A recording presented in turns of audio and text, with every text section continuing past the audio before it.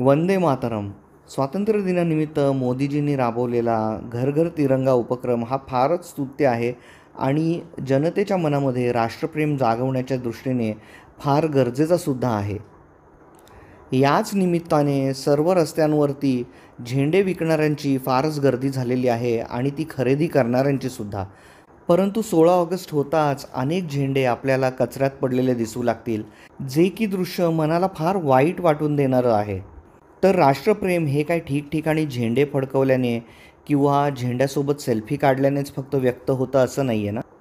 स्वातंत्र्य दिनानिमित्त आपण जर एखादी सेवा केली जी देशवासियांसाठी उपयुक्त होईल, जसं की एखाद्या ठिकाणची स्वच्छता किंवा ट्रॅफिक कंट्रोल करणं, आता पावसानंतर रस्त्यावरती पडलेले खड्डे बुजवण्यामध्ये मदत करणं, या गोष्टीतूनसुद्धा आपण राष्ट्रप्रेम व्यक्त करू शकतो.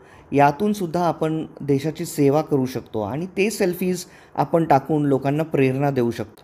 अशा छोट्या छोट्या सेवेतूनसुद्धा देशभक्ती, देशप्रेम दिसून येते. त्यासाठी अगदी प्रत्येकाला सीमेवर जाऊन लढाई करण्याचीच गरज नाही आहे.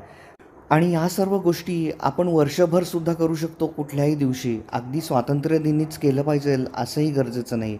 पहा थोडा विचार करून. जय हिंद.